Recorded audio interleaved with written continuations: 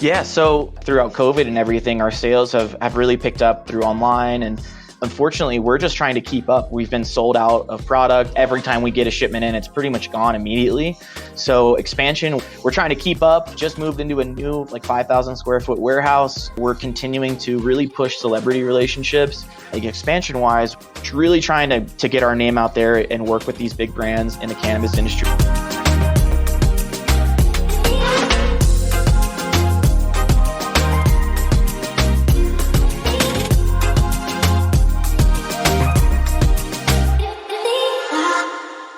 All right, everyone. Welcome back to another episode of the Cannabis Corona Report, where we talk to cannabis companies that are succeeding during the global pandemic. And joining us today is Will Breakell from Blazy Susan. Will, welcome to the show. Hey, Dan. Great to be here. Thanks for having me. Yeah, this is going to be fun. For our regular listeners know that the companies that I get most excited about are companies that dominate narrowly defined markets and have really great branding. And not only does Blazy Susan check both of those boxes, but you also have this, why didn't I think of that idea product? I'm going to set the stage for, I'm probably steal some of your thunder here, but I'm going to set the stage for our listeners. Picture, you have an apartment with a bunch of your buddies and your coffee table is just cluttered with all your cannabis paraphernalia. And now you picture that same coffee table with everything organized on this spinning tray, Lazy Susan tray for cannabis. That's what we're talking about here. How did you come up with this idea? Yeah, so the Blazy Susan, it was almost like that exact same scenario, except there was no Blazy Susan. I moved to Denver, came from VMI, went to a military college, and there we had a rule book that was 70 pages thick of how our room had to look by picture, by drawer and everything. And so when I moved out to Denver for my first real job, basically I moved in with a bunch of stoners in the house I was in. So it was 4 guys. And the first time I walked in, I saw their coffee table and it was covered in stuff. Also things that I had never seen before, volcanoes and all these very cool smoking of devices. So to me, it was kind of wow, they have everything that I, had looked at, have heard about, but wow, it looks awful. I mean, it's a mess. And pretty much what happened was it was a high moment. And I think that's what's really cool about the whole brand, that it was set off by me as a consumer thinking, I need to clean this up. What if I had a Blazy Susan to clean it up? From there, it was something that had stuck with me for about 3 years. That's basically where the concept was born. And our whole brand kind of came about as, let's build this tray to put things on. Everyone's making new things. Everyone's coming up with the new vape, the new bong, the new whatever. And no one's coming out with anything to store it on. So let's just start with that. From there, we just kind of set on trucking. Yeah, well, I'd say, and you mentioned your branding. It's so tight. It is so tight. I mean, for our listeners, you got to go to the website, but it's kind of themed off that 1950s, the drive-through diners. Why do you think that resonates so well with your demographics? When we kind of came up with Blazy Susan, it was ultimately a tray. So, for us, it was a play on words of the Lazy Susan. And then it kind of became this thing, okay, well, what does that look like? Yeah. How does that brand actually, come to life? And we kind of came up with Susan as our characters. And, imagine if Prohibition had never happened. That's kind of our take on Blazy Susan. It's almost like we created that brand of that era. If nothing had ever happened with cannabis, almost like the alternate future, of the retro cannabis things. It resonates with an older generation because they were there. And then the younger generation, it's kind of one of those things. It's people think of that and kind of relate to that as kind of a carefree time, after World War II. It was a good era for a lot of people. And that's kind of how we went with it. And that's kind of the vision behind it as well. We're trying to advance the industry and make fun stuff at the same time. So it's been a real blast. Well, the Blazy Susan and your branding definitely got you on the map, but your second product, they created essentially a category within a category by coming out with pink rolling paper. Tell us about it and tell us, sort of the inspiration behind it and some of the features of this rolling paper, because it's not your father's rolling paper. This is special. Right. Yeah. So really a lot of people know us now for our pink rolling papers. Again, it's kind of crazy how this happens. These ideas just sort of came to me, and I just was thinking one day and was like, why don't we make a pink rolling paper? There's not a rolling paper brand for women really out there. And that's where it all kind of started.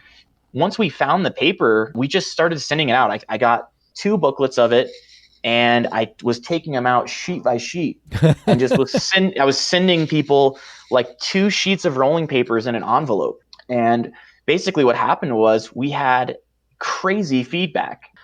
One of the other things about the paper is that we donate back to breast cancer. So my mother's a breast cancer survivor. Kind of as part of our vision, we want to advance the industry. And giving back to the breast cancer, it's a way for us to kind of spread awareness and also really kind of offer that outlet for female smokers, because now we have distribution. When I first started, they're like, why should I carry your paper? You're not Raw. You're not Zigzag. Nobody knows who you are. And I just said, hey, if you guys have female customers, I think they would really like this product.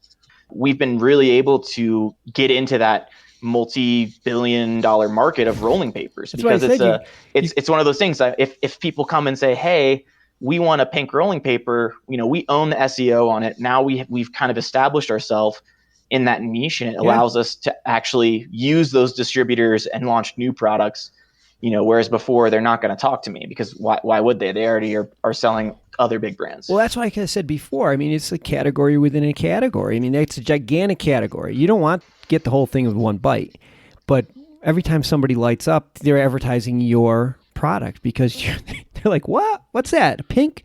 Where'd you get that? And that's how it all starts. Let's talk about what's next.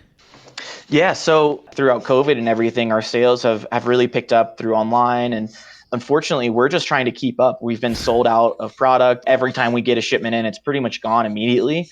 So expansion, we're trying to keep up. Just moved into a new 5,000 square foot warehouse. We're continuing to really push celebrity relationships. Expansion wise, really trying to get our name out there and work with these big brands in the cannabis industry, because we're friends with everyone, and basically we bring people together. So we're just trying to elevate the experience for everyone, and we work with. So looking at cross partnerships, expansion into other products, even potentially cannabis. So we're looking at being able to partner with a licensed grower here in Colorado.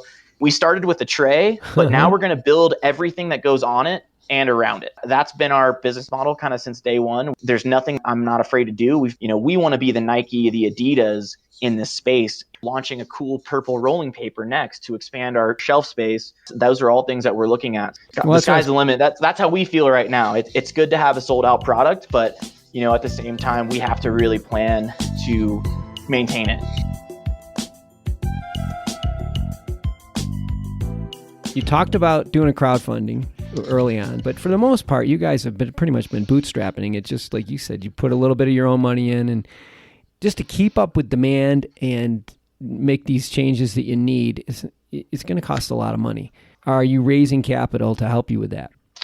Yes. So currently we actually are finishing our second real round. We're going to be raising at a 1.875 valuation, and we've got about $50,000 left in our round. So basically there's a little bit of space left. We've been bootstrapping as much as we can.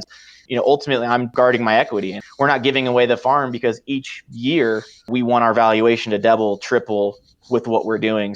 Ultimately, that's our goal, and the public market's the best place for that in 2 or 3 years, and then that might be the move. We are raising investment capital, and I'm always open to chat with the right people. I mean, I think more than anything, we just need a good loan, and that's so funny, because since I sell rolling papers and I'm kind of on this gray market, cannabis banking institutions won't really mess with me because I'm not asking for enough money. But banks won't really mess with me because we've only been in business for 2 or 3 years now. Yeah. And these are hurdles that we're overcoming, with time.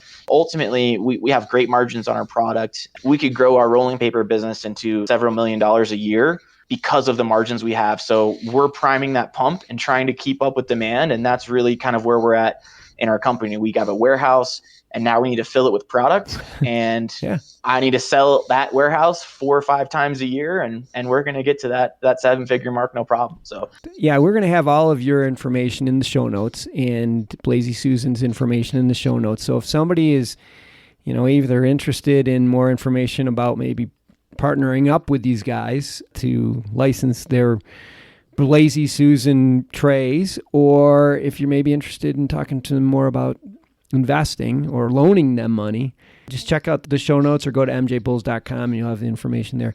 Will, a lot more to talk about. We'll have to do this again. Great having you on the show, though. Yeah, thank you, Dan. I really appreciate your time, man.